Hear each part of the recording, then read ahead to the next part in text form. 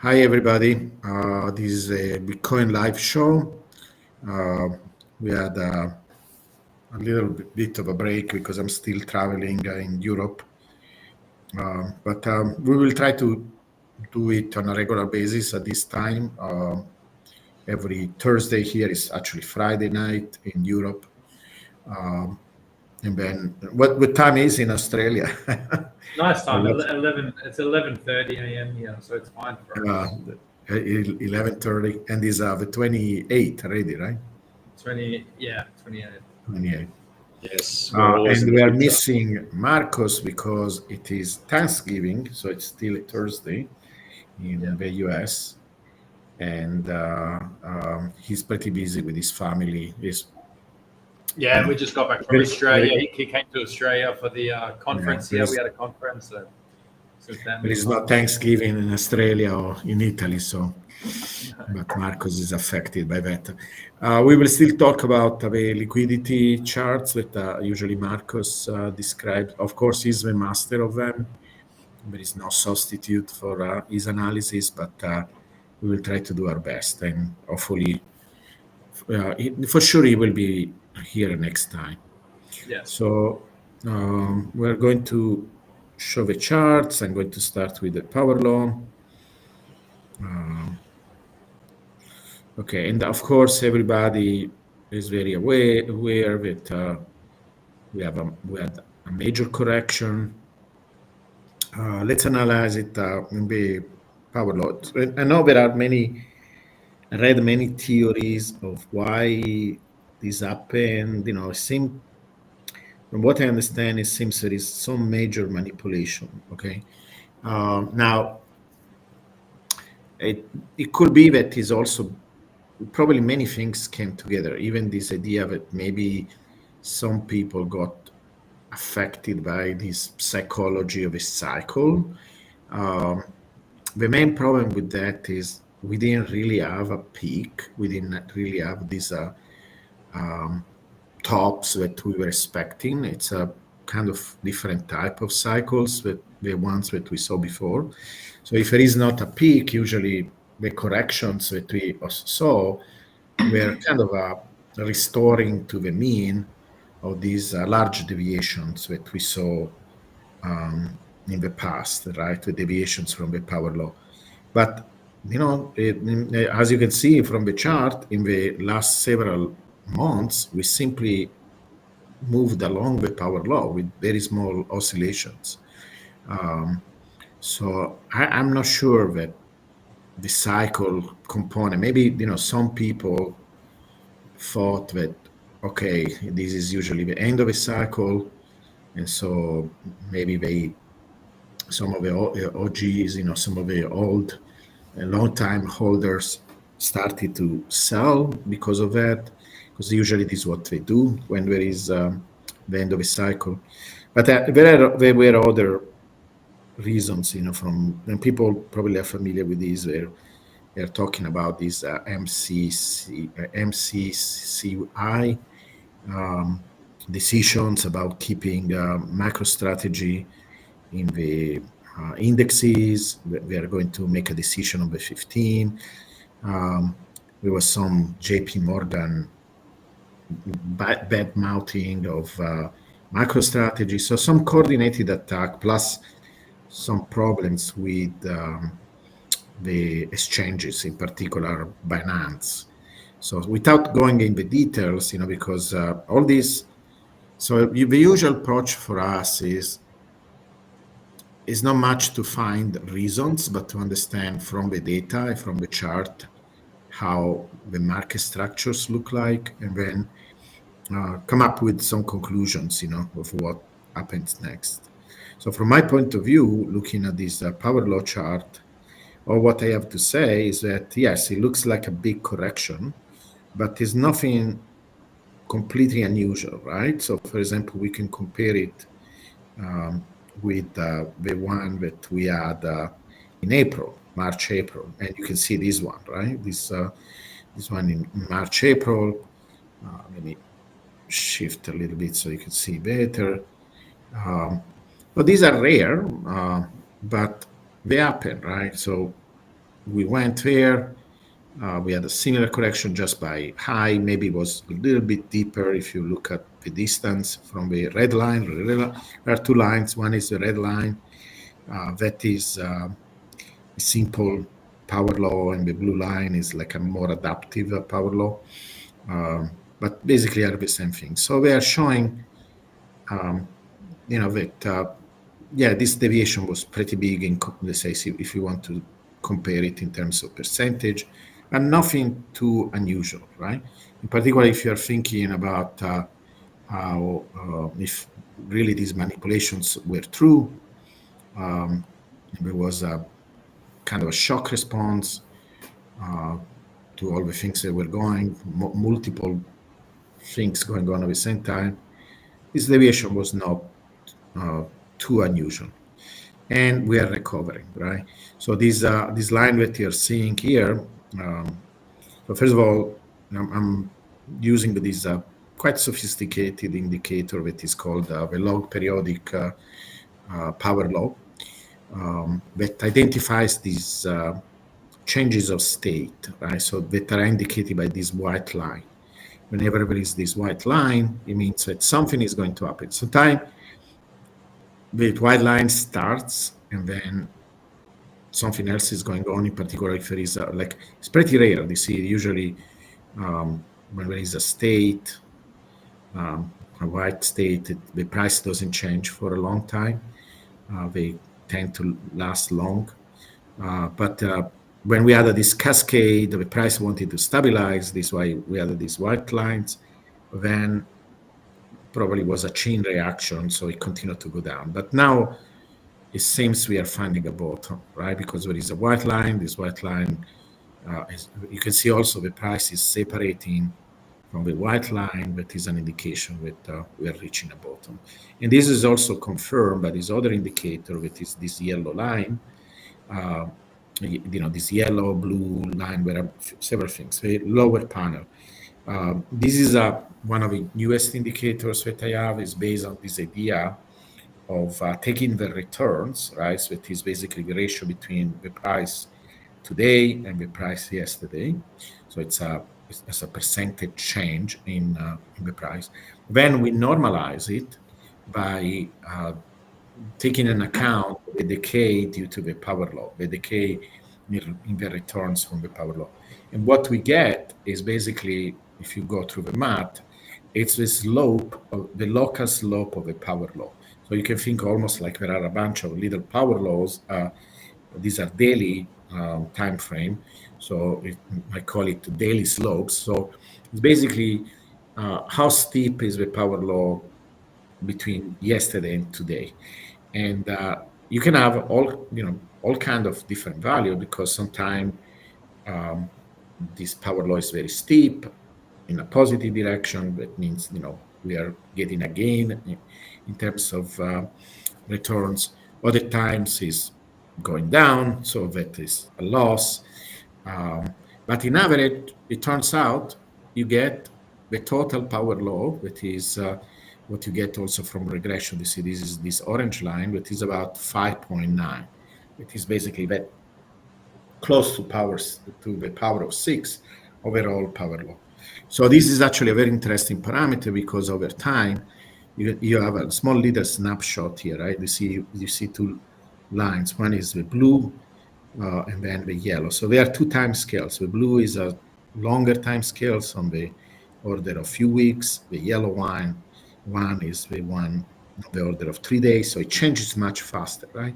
And it's useful because, first of all, in general, even if we went all the way to the beginning of Bitcoin history, you will see that blue line simply oscillating around the orange line. That means simply that, some days we go up faster than the power law, other days we go down instead of going up. But in average, we are following the power law. So basically, the power law is a mixture between this long-term trend and these oscillations that are happening around the trend. And when the yellow line crosses this green line, the significance of the green and red line is that these are standard deviations relatively to these slopes. You can think about them as normalized returns, right? Normalized because we are taking away this decay due to the power law. And so it gives us a measure of where we are. Like, for example, you can see the blue line deviated a lot in the negative directions relative to the orange line, but now it's coming back. And the change is even stronger for the yellow line because it's what happens right now, right? It's a shorter time scales. And when we go in the red region, it means that we are far away on the left. So these are negative returns. When we cross the green line, we're going to positive returns. But basically, the main interpretation of what we're looking at here is that yes, we had these negative deviations because we had a lot of negative value for the slopes one after another, but now we are reaching a bottom and we are correcting, right? So I'm expecting simply that we will go back to the power law. This is a longer discussion to basically say we are going back to the power law. That is what I'm expecting. And where's the power law put us? Tell me again. The power law, if we go back to the power law, 125. it depends where we're going, but right now it will be close to 120, something like that. Yeah. Yeah. So it's probably 25% away from the power law. Yeah. That is reasonable, right? And this is what I'm expecting that is happening. I don't see, it will be, it's difficult for me to think that we're going to have a bear market, Yeah. without having a top. Yeah, we kind of It feel doesn't the make same. any sense. It wouldn't make Even sense for from that to a happen. liquidity point of view and so on. But we can check if that is consistent with the liquidity charts. But it made sense in the past to have this huge big correction of 60, 70, 80% because we went away sometime 10 times relatively to the power law. So we wanted to go back to equilibrium, to a middle path, and we need to correct that amount to basically cancel the big deviation in the positive direction. But we didn't have that. So this is why I think this is just some kind of a local manipulation, and it's amazing.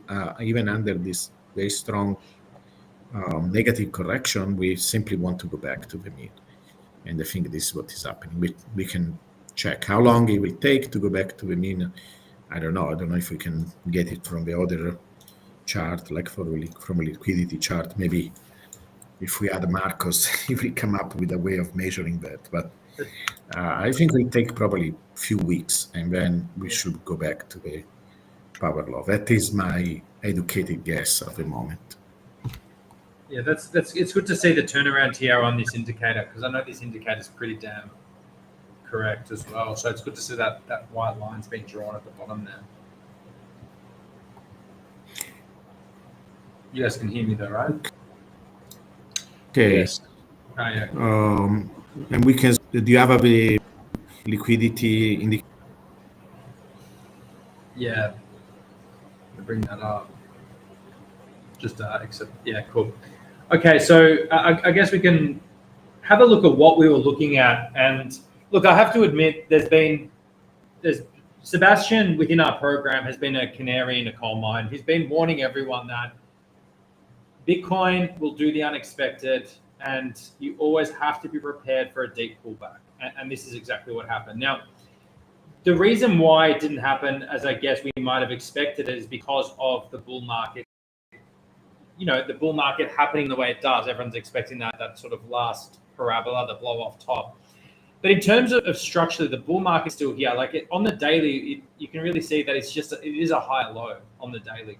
Now, Marcus was also saying that one or two conditions will happen. I don't know if you remember, Giovanni, but he did say that the market was going to either come down, most likely, and get the liquidity at the 90K before it bounces up, or potentially we can open it up. I remember he did it a few weeks ago. He said it might come down all the way to 80 and go back up. And what happened is the worst scenario happened is that it took out a huge amount of liquidity. So when it comes back to what you're saying, Giovanni, as well about manipulation and all these things happening, yes, they all did happen. But remember, nothing can be manipulated unless it's highly leveraged. Because at the end of the day, you can't manipulate someone holding a spot bag. So what we are seeing is huge build-ups of liquidity, which basically are open interest positions that are going to be for sellers at these prices, and they have been forming since May. The mistake that I guess we might have made is thinking that it was only going to go as deep as the 90%, which you can see here if I come back, and it wasn't going to go for the 5x. And the reason we thought that, it was going to leave some of this liquidity for the bear market. We decided to take it all out at once. But what's fascinating is literally that that wick there. Look at the candle. That's insane. Look at the candle. Any comment on that, Giovanni or Jim? Yeah, well, just once again, like I think, and Marcus talks about this a lot, it's like, you know, you have the map of where it can go, but you don't always necessarily know the moves it's going to make. And when you look at that wick there, I mean, it literally took it out. If we zoomed in, I mean, it's taken it out within like the dollar, right? So like, it is. Are there for it. I mean, it's literally insane when you put it like that to the T, right? That's where it stopped wicking. And yeah, there's a reason price is going back up now, right? There's a reason price is going back up. So, you know, these tools, while they're not predictive, they basically give you an X-ray vision on where the open interest is. And the reality is that what's funny is that the local liquidity seems to continue to line up with the power law, because I've got stuff on my charts as well. Well, Giovanni just said, you know, he expects us to go back to the power law. That's where the liquidity is now, right? And most of the market is now bearish and short. And once again, you know, even though I was saying this could happen, I didn't expect it to happen. I still thought we were going to keep going up. So the reality is, you know, sometimes you don't know the move it's going to make, but the truth is, like, most people are bearish and short now. And I'm with Giovanni. I think that the short players, it's now their time to lose, because a lot of the longs have lost at this point. Yeah, and there's a point to make is that the 3x liquidity, if we just look at the 3x, it doesn't always get taken. So you can see if we go all the way to 2024, it got left out here, it got left here, and then on the tariff crash, the 3x liquidity pool also got taken there. Now, personally, I think there needs to be liquidity for a bear market. Now, this pool here is concerning on the 3x, right? And I guess you could call this the bear market liquidity.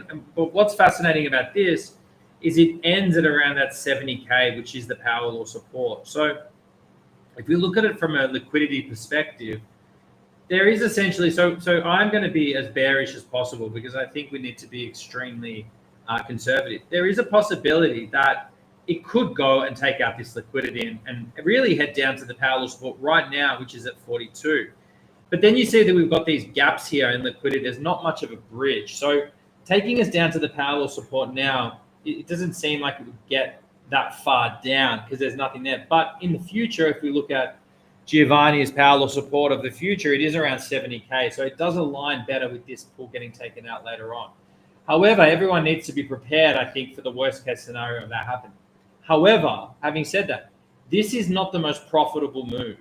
And why? Well, because the market makers that just took this liquidity pool, they don't want to sell this lower. That will make them unprofitable. They're going to want to sell that higher. And then when they sell up here, they're going to buy back lower. So from follow the money perspective, right? What we think is the most profitable outcome for the big players is for the rally to happen, to take out these high levels, and then effectively to come back down to sweep this level, which brings us to the 70K, let's call it, or the 65K of the power law support in the future, which will also line up with Giovanni's cycle indicator, albeit a little bit off time-wise. It will still give us a cycle top and a bear market bottom. So I guess these are the two options. We either recover here, we go up and we come back down.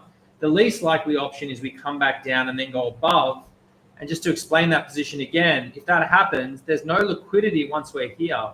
So in other words, the market would then be consolidating at an all-time high, which would be very, very, very different to big. It would almost break the cycle completely. Whereas this other outcome, it will still be consistent with a cycle. It will just be off time-wise. But if we consolidate at the higher price point, then what are we doing? It doesn't really make sense. So we're going to go then up to 200 and then back down to 100. It just really throws things off. So I'm thinking that's the least likely outcome. I'm not going to write it off. I think the most likely outcome, also seeing what's going on with what Giovanni just said, is that we will have a top. We'll probably just take out the full pools here at around 154 before we come down. Did you guys want to add anything to that analysis? Yeah, well, just like Giovanni said, I think anything can happen, but the thing is, like, we've just had basically a bear market correction for the second time this year. I mean, a bull market correction. And it just seems highly unlikely for price to, say, go down another 30, 40% because it hasn't posted the highs to really validate a move down that much, in my opinion. So, I agree. I just what are your can't see thoughts, that Giovanni, happening. on this? Yeah, I have made many comments about this. Beside looking at this in terms of how big is the deviation from the power law, or looking at these liquidity charts, I'm not sure we want to count at all on all the cycle indicators that we had before, because it was beautiful, it was great, because I think the signal was there. It's not that because people swing on this, right? Whereas a lot of analysts will say, then it was all we were all wrong about these 4-year cycles. No, these 4-year cycles existed. They were real. So you could do a lot of different studies. There was a signal there, and there was a signal that said the 4-year cycle was real. There was a decay of the peaks, etc. It's just that something happened this cycle, and I think the biggest, the biggest possible cause is ETFs. We had this is the general idea, right? That in this power law is not affected because it simply means that there are different actors at different scale. It is exactly consistent with the power law idea that at this particular point of evolution of the power law, we need big actors coming in that are these ETFs, these institutional players, but also they bring more stability to the market. And you will say, well, what a second, we just had a 30% correction. Well, because even now with these big players, there are still some systemic risk, mostly these crazy exchanges that have all kind of, we really have a few places where you can trade Bitcoin with large volumes, and some of these exchanges, I don't know if by incompetence or maybe they do it even on purpose because maybe they know that they can play these games with liquidity, etc. And so yes, you can have these big, huge corrections, while it's much more difficult to push it upwards. I think because the correction downwards can cause panic. It can see if there is some kind of a glitch, then these liquidity providers need to react to the situation, while building up pushes towards higher and higher prices. It means that all these correction effects, like for example, if a price goes too high, there are a lot of, in particular at the end of the year right now, there are a lot of these fund managers that are thinking, okay, I'm going to get a big bonus if I get, if I can show that my fund went up a certain percentage, right? And so at that point, they want to cash in. And so they sell Bitcoin, and this creates a price correction downwards. So this, I think, what happened, it's kind of stabilized the market for some time. This is why we moved along the power law, and then a glitch happen that push the price downwards. But even there, you can see that it can go so far and then it's going to correct upwards. I'm not sure about introducing some cycle logic to all these, right? Beside that, usually, for several reasons, December is quite bullish up to the end of a year, and then actually there is like usually a sell-off after at the beginning of a new year. So it's possible that we have some stronger push simply because it's December, but I'm not sure. You can see actually, even from the chart that I showed you before. I can go back to that if you want. Yeah.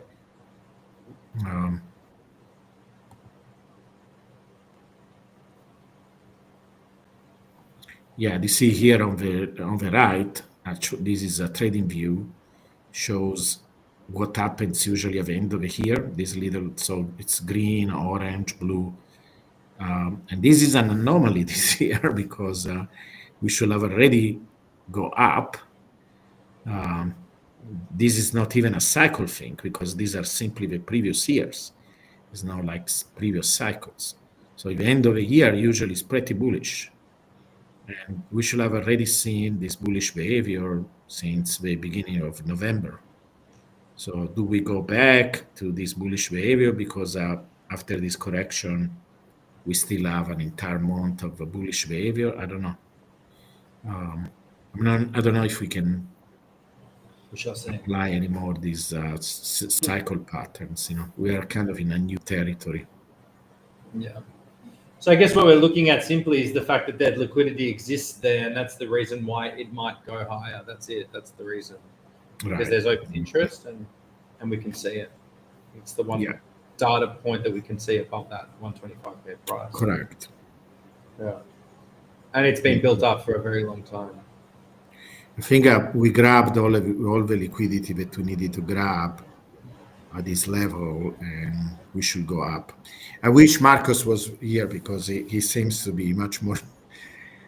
He has deeper insights about how to read liquidity levels. But Let's have a look at. Do you want to share my screen? We'll have a look at the positions that the trading system took. yeah, that is really what matters in the end, because what do you do with all this information, right? Yeah. Not much unless you have something that can act on it.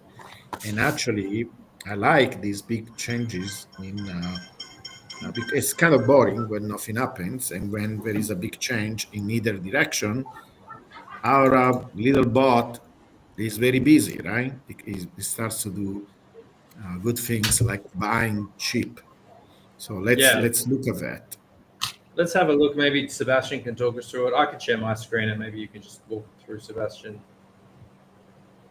So I've brought up on the screen more of a. I think this is the swing. Yeah, this is the swing bot, which has been waiting for this big move. So you can kind of see it fit in the screen, almost perfect. If you don't mind, just for the general audience, because maybe some people are very familiar, other people are not. Can you tell us in general about what this bot does? What is the idea? Yeah, I can run everyone through it. So if anyone new to the show, welcome. And essentially, it's an algorithm designed specifically to trade Bitcoin with the power law support in mind as the fundamentals of everything it does, especially in terms of the risk management. And the purpose of the system, it is complex under the hood, but by design, it's simple but very effective. And the beauty of what it does, as you can see on the chart, it's designed to identify positions in value and buying Bitcoin at local bottoms. So one thing you'll notice with our algorithm out the gate is that it's very, very good at understanding where and when to buy Bitcoin. And it does two things that are very, very unique. The first thing it does is it trades without an emotional bias on Bitcoin, which allows it to accumulate like it's doing now. This is why we named the algorithm the accumulator. Second thing it does is it accumulates during times of mass fear and mass panic. So it's important to note that, the algorithm is not perfect, but we are kind of playing chess, because at the current point in time, unfortunately, around, and you can look this up on CoinGlass, around 98% of long traders lost everything, right? So we're not talking about, people licking their wounds and coming back to the market. We're talking about people having nothing left to trade with. And this is typically what the market does. Now, there's two things we're happy to do with this system. The first is to buy Bitcoin at value. And the second is to sit in positions until there's an opportunity to sell. And actually, this is the only way to really play the market, because if you're swung by the direction of what Bitcoin's doing, you're going to find it really, really difficult to make money. And this is why most people lost on that leg down, because they didn't have a plan and weren't prepared for that move. Now, even us, admittedly, right, we weren't necessarily expecting that to happen, right? So it took all of us by surprise, even myself, who's often kind of a little bit bearish on Bitcoin. But although we weren't expecting it, we were prepared for it. And this is the most important thing. And this gives us the ability, even if our directional bias is incorrect, the algorithm's going to be in a position where it can take profit. And if you don't mind just moving across to the right now a little bit, Costa, I'll explain kind of what the algorithm's done. It's right there. So, yeah, that's right. Correct. Yeah, beautiful. So you're going to see two lines on the algorithm. The first one is that kind of orange line. What that is, the weighted average, that's the weighted average price. So it's the cumulative price of your open position. And what you'll notice is it's actually being dragged down as the market falls. That's because we're averaging our position and constantly buying Bitcoin at good places, which allows us to take our open position down with the market. So that has a huge advantage, because you're not spot buying Bitcoin. You're not stuck at the price you bought at and having to wait to break even. It doesn't do that. It always puts you in a position to exit. And on top of that, you have the green line, which is the take profit. The take profit can be either dynamic, static, depending on how you want to run it. The algorithm is a tool, and you really can get it to do whatever you like. But the way this algorithm is designed is to essentially buy when liquidations are occurring. And that's the beautiful thing about this. So what you got to understand is, while the market got liquidated moving down, we were accumulating positions. So our goal is to buy into the liquidation. So we're not getting liquidated at this point. We're lowering our average price and putting ourselves in a position to close when the market comes back up. And the beauty of that, and why this works, is typically after a large liquidity pool has been liquidated, as Costa just showed on the 5X, the market starts to come back up because you get a short squeeze. And what we have to understand as well is the reason price actually increases after a large liquidation event is shorts take profit. And for anyone that's new, to be able to take profit on your short, just so you know, the process of that is buying back the asset, because when you take a short, you're actually borrowing from the exchange. So that process of buying back the asset then creates buying pressure, which creates what's called a short squeeze. So what's happened is, while the rest of the market got liquidated, we accumulated positions. And now that the market's rallying, the algorithm's in a position where it's actually going to take profit as all the short players get liquidated, which is very, very interesting. So, it's simple but very smart at the same time. And that's the key to this. We're not doing, price predictions. We're trading Bitcoin's natural cyclical behavior. We're opening positions when the market's getting liquidated long, and then we're closing positions when the market's getting liquidated short, which is why it works so well. And now we're essentially in a position where not only did we not even come close to liquidation. Can you tell us? Can you tell us what are these values? Reading from the chart for this particular value, as in the how far the average price for the average price. Yes. So currently, can you just bring it across? So currently the average price is sitting at around 96K, and our algorithm will take profit at 100K, right? So right now the market's sitting at about 91. And what we have to understand as well is, just to be clear, like the algorithm, it hasn't used up all the positions. We've still got, like, if the market does decide to dump another 30-40%, we're in a position where we can handle that. But the beautiful thing is, typically after large corrections like this, you get nice buying pressure. So we're not very far from our average price, and our take profit is sitting at around 100K. So maybe mine, for example, has 90. I have two versions. One is 93 for the average price, and for the take profit is 98. An interesting point to make on that is, you can see this style also. We're talking about returning to the mean, right? because we're using the power law support as a reference, our take profit is actually much lower than the mean, which means that we're increasing our statistical probability chances of getting out of these trades much earlier than they would if we were doing a straight up mean reversion strategy. I think that's an interesting Yes. point to make. That is really interesting. And I think it's important to note, because people get confused, and there's a lot of strategies out there that are like martingale based. And the problem with those is that because they're not based off a signal and they're just based to buy, so let's just say you set it up to buy every time Bitcoin deviates by 2%.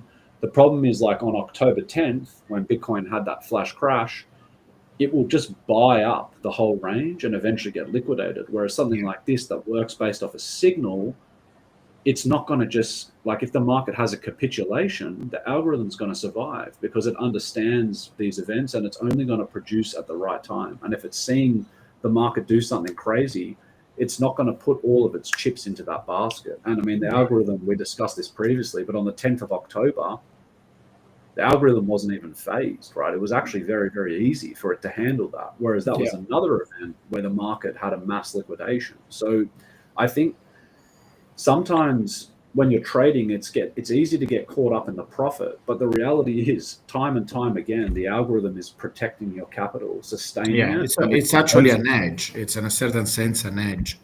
It is an edge. That's right. Yeah, and you can see that it makes clever choices. It's not just an automated. Oh, okay, when the price change by this amount, buy these.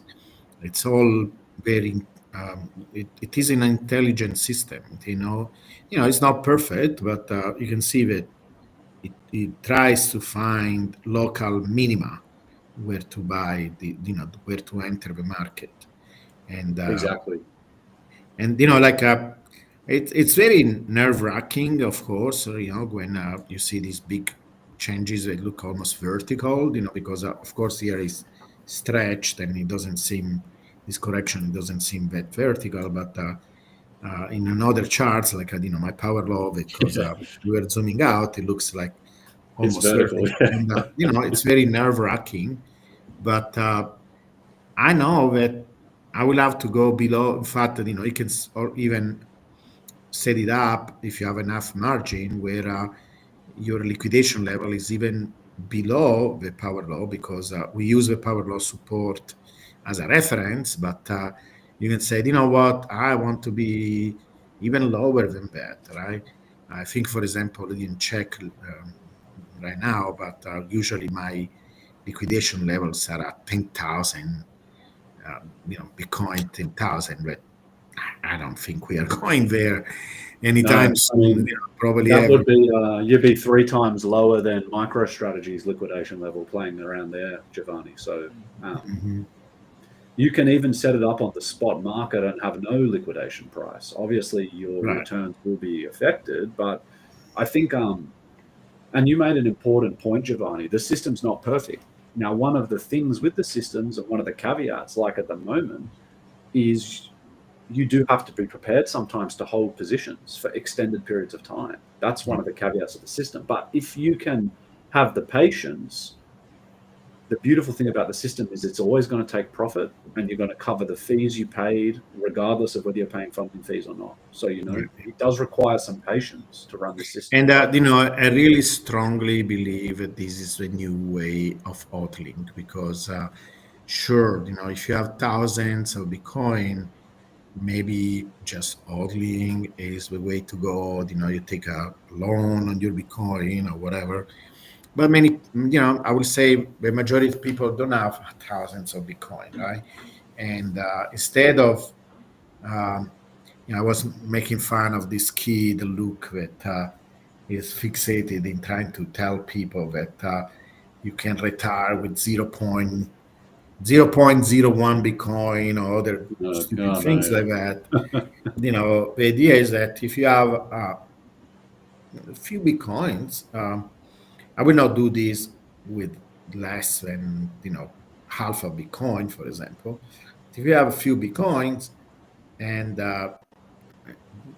you try to get some little of a yield, like these systems are doing, basically, All what you need, I made this argument over and over again. All what you need is something close to, let's say, 1.5% a month. That on top of your Bitcoin. Because to me, that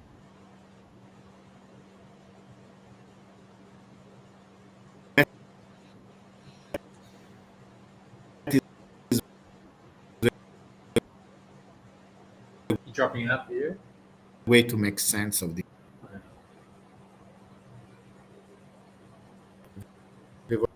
volatility leverage. When you're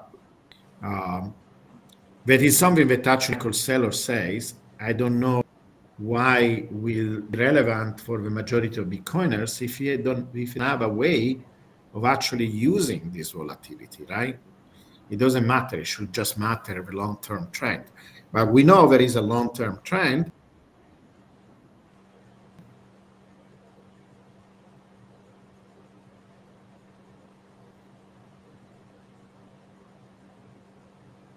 You dropped out. Are you there, Sebastian? You're on mute. Yeah, I'm still here. Okay. You might have dropped out. No good Italian internet. Then what do you do with the volatility? There Is is. the other aspect with your right now I'm reaching parity, right?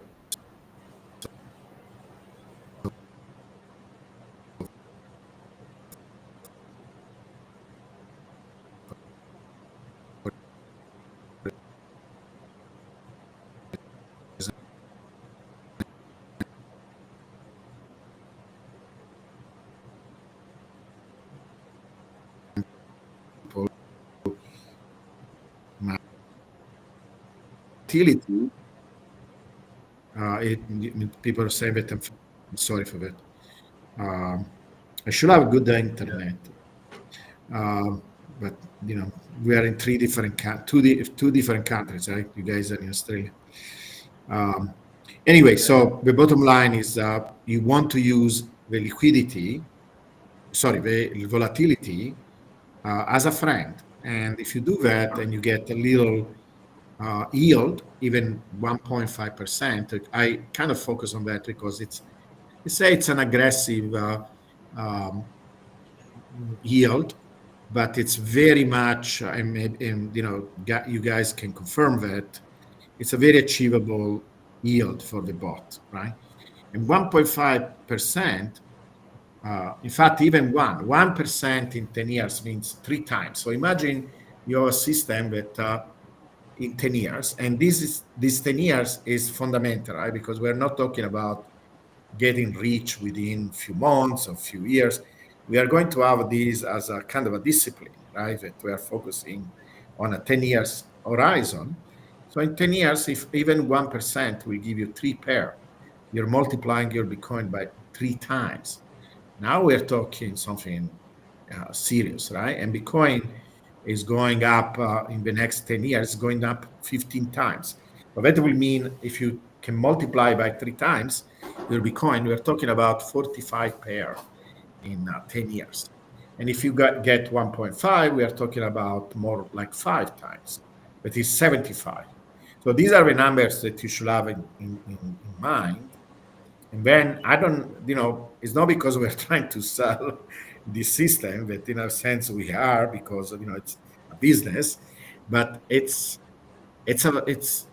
giving value to the community. I really believe this very strongly, that everybody should find some way of making use of this volatility. Otherwise, it's a nuisance, right? It's not something useful. Why will you care having volatility at all? Unless what our sailor mean is that there is interest in derivatives like MicroStrategy or Bitcoin itself, because somebody somewhere is going actually to make use of it, right? But why to let these other entities make use of a volatility when you actually can use it yourself? So I know he says not to trade Bitcoin, and in fact we are not trading Bitcoin. We are trading futures. We're not trading directly Bitcoin. Anyway, so that is my rant. on this topic. Yeah, If you guys want to add anything to that. Yeah, I agree. One thing I wanted to talk about is just the recent liquidation levels, and really, if it doesn't matter what kind of trading you're doing and who you are, is that the one thing that we've learned from working with you, Giovanni, and the one reference that we always use is that power law support. And no matter what you're doing, whether it's crypto loans or trading futures or just looking to buy and hold, if your eye is always on that line, you're usually going to be safe than 99% of the public who are trying to generate short-term performance, sacrificing really risk levels. This is why people are getting liquidated, because they're highly leveraged. The power law support is really our guide, and that's really the missing piece to the trading system. And anyone following the power law support as a protection level is nowhere near any kind of liquidation. I think right now, some of the accounts that we're looking at are around 11%, 20% margin, somewhere between their utilized margin right now. So there's still plenty of reserves. And this is another reason why this system is more meaningful for 5, 6, 7-figure accounts, because we do sacrifice our performance for safety. But we are one of the ones that didn't get liquidated during this event because we're able to protect ourselves. That's absolutely. Yeah. But, Did you have any questions as well? Because Sebastian's got to leave. Yeah. We can go to the questions. I don't see a lot, but maybe this one. We are asking this. I can answer this. It's a good question, Richard. Sebastian's beta testing. He'll give you an update. Yeah, Rich, good to hear from you, man. And yeah, we've actually officially finished the development of the software. Can you give a context to this question, because maybe some people don't know what Yeah, that's a good point, Giovanni. So for basically the better half of the last year, well, since about maybe April did we start production, Costa, we've been developing our own in-house proprietary algorithmic software where we can now run everything we do and a lot of the stuff Giovanni talks about in-house. So it is going to be, for anyone that has experience with applications like 3Commas or Wonder Trading, they're kind of like general trading applications that will allow you to connect into exchanges with API keys, things like this. What we're building is going to be similar. The key difference is, though, we're putting the whole focus around our strategies and what we do. So everything about, understanding how to calculate liquidation levels, understanding what Giovanni does and his power law support, it's going to be a hyper focus on our strategies and how we operate. So once again, nothing's changing. We're not creating a platform where you're sending us funds. Everything stays the same. Your funds always sit in your own exchange. The key difference is now we're going to have a platform that's exclusive for what we do, and there's going to be a lot of alpha inside there. So we're excited to share that with you guys, and we're aiming to have it done this year. We're in beta testing at the moment, and I'm working on it all day, every day, finding different little bugs and fixing it, and I'm confident we'll be done by Christmas. Very good. Then there is this question.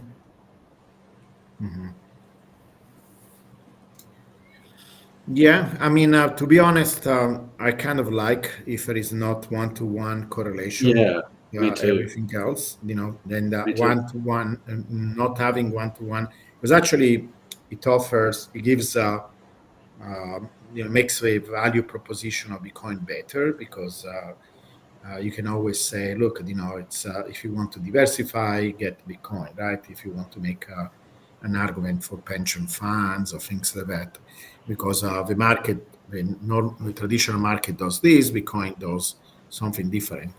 That means or it's not correlated, or it is anti-correlated, right? So sometimes it needs to go down to be anti-correlated if the rest of the market goes up. To me, it doesn't matter anymore if we don't have these crazy bull runs. We don't need that. Bitcoin is always in a bull run. If we are following the power law, we are a perma bull run, right? It's just a slower bull run because even when people say, NASDAQ, okay, look at the growth of NASDAQ over time. If you're looking at the long-term growth of NASDAQ over time, for sure it didn't follow Bitcoin as it performed in the past, but also in the future. I doubt that in 20 years from now, the Nasdaq will be worth it 100 times more, because simply it barely follows over the long term inflation.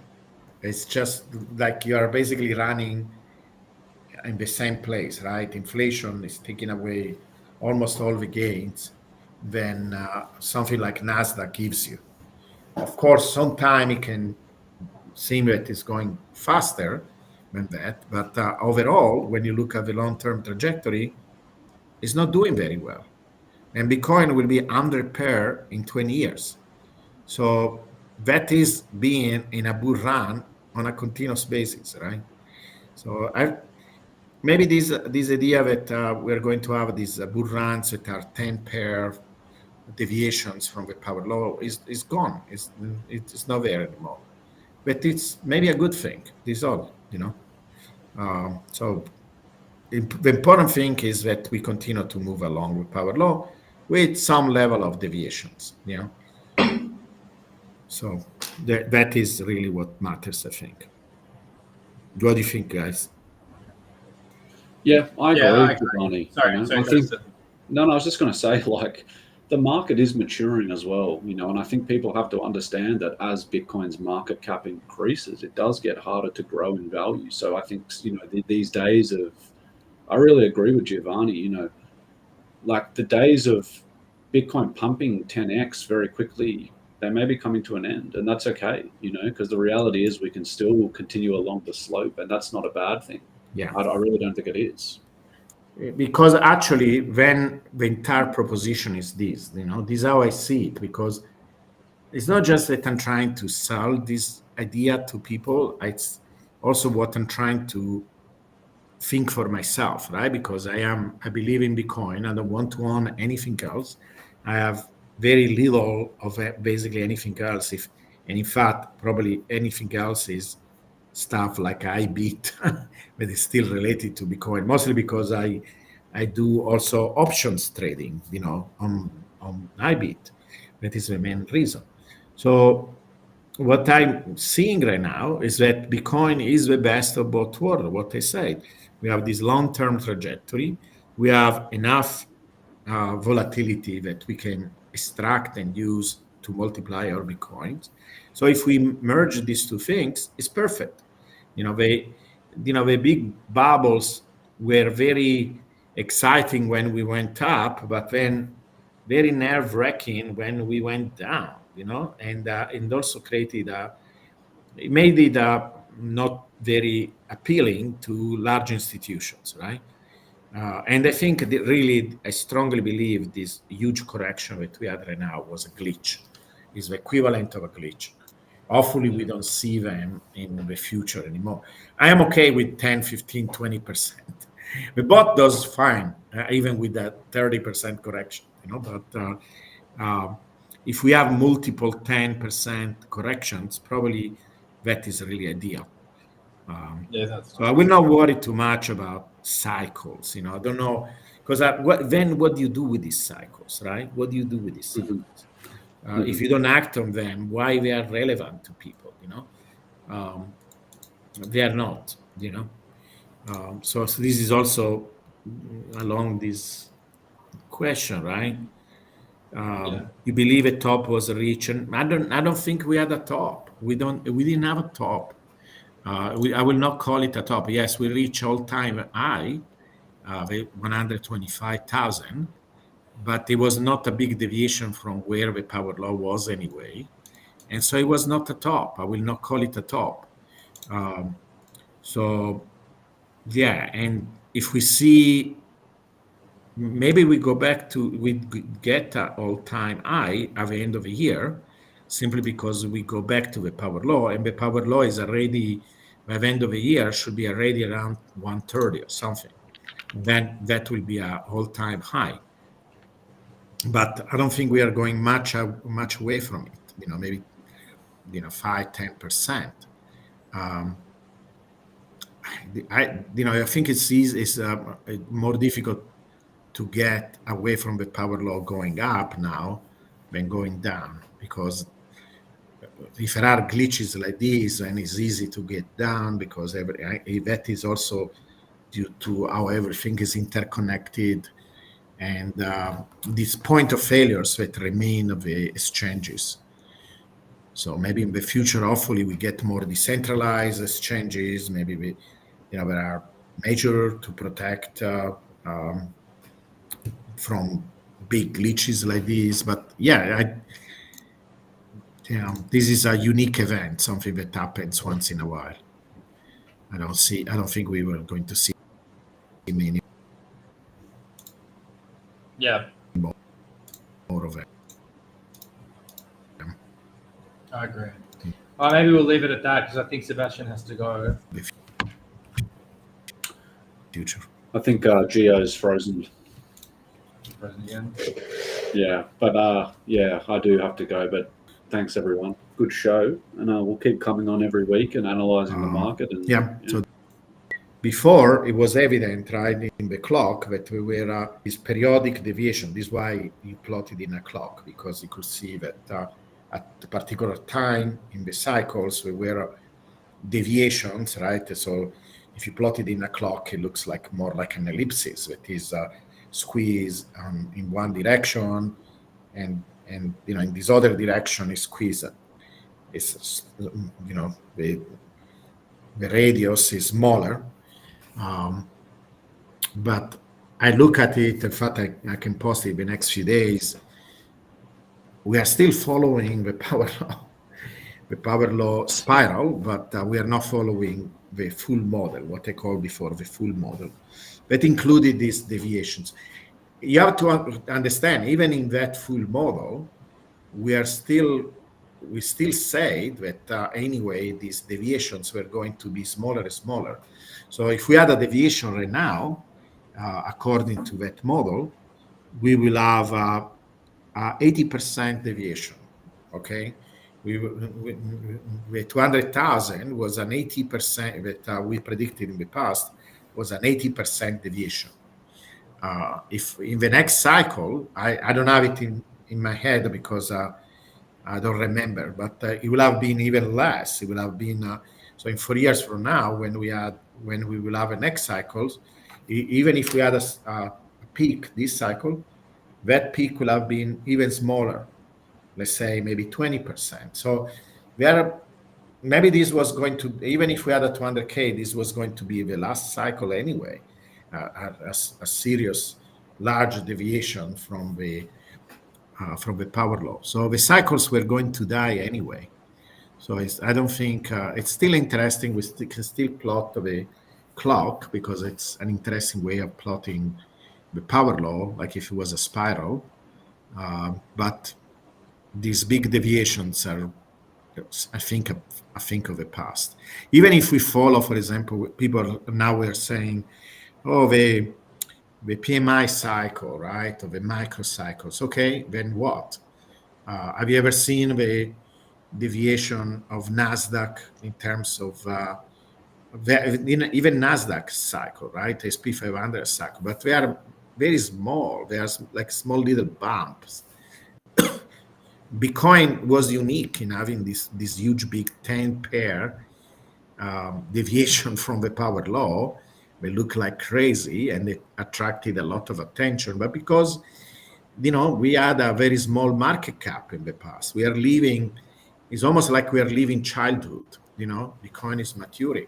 It's becoming a much more stable type of asset with this long-term trajectory. Yeah. Okay. Well, we shall see. It's going to be an interesting 2 months. Yeah. So maybe we can take this last question, and then we can. And Sebastian had to leave. He had an appointment. I asked that because I bought 20K, and they would like to take some profits to re-enter. Non-financial advice, yeah. And buy more Bitcoin at the bottom with bear market. My comment is, it's without a blow off top, there's not going to be a hard bottom. So I wouldn't do anything unless there's a blow off top, and we haven't seen a blow off top. you bought at 20K. Yeah, you did a good thing. So just hold on it, and continue to DCA. And if you have enough, I don't know how much you bought it, I really strong suggest you, not because we are trying to market something, but we are. Yes, we are, and we will be lying if we didn't say that. But I will not stay behind a product that I didn't believe in, and I'm using this product. And in fact, like I say, I have a name for this. I call it Hodling Plus.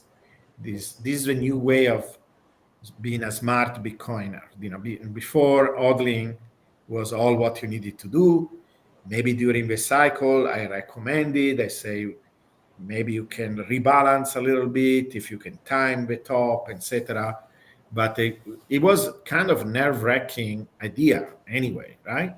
And now we have something where you don't have to get nervous at all because it is all done. In a sense, it's almost like we are reproducing what people see in the cycles. This idea that you want to take some profit and re-enter, you can do it all the time.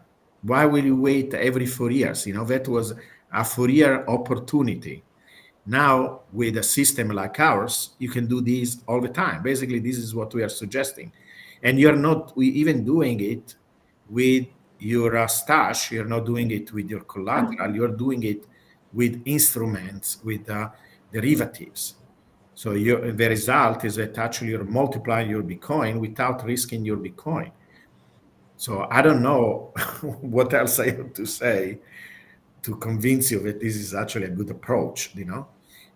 Yes, there is a cost to it. It's an investment, and like all the investments, it requires some sacrifice. But I really truly believe that this is a service that we're doing to the community. So we have a number there. There is, you go and watch. We have a link. You go and watch this webinar, learn more about this. We are also organizing invite-only webinar, right, Costa? Yes. Can you we're say going to a organize few that. words about that? Yeah, we're going to be putting together a webinar just to explain more the journey that Giovanni's had with Minotaur, and we'll be promoting it for around a week. It's going to be an invite-only webinar, so you'll have to register for it. And hopefully we'll be doing that in the next sort of 7 to 10 days. I will advertise. We will have links on my X and Costa's X and so on. And if people are interested in having a more one-to-one discussion and going the details, we already have webinars where you can learn a lot. But this will be a live webinar where you can interact with us, and it will be closed, so just for people that are interested in the system itself. Yes. Where is the link? The link, we are not ready to show a link yet. We are organizing it, but it will be on my we'll Twitter. release it. Yeah, you will find it there when it's ready. Okay, and you can always DM me and let me know that you're interested, and you have a list of interested people, and I will send it to you. Yeah. Okay, guys, we're going to close here. It's probably 2 a.m. here? Yeah, 2:35 in Italy. Thank you so much to have followed us, and we will be here next week too. All right? Awesome. Thank you so much, you. everybody. Bye.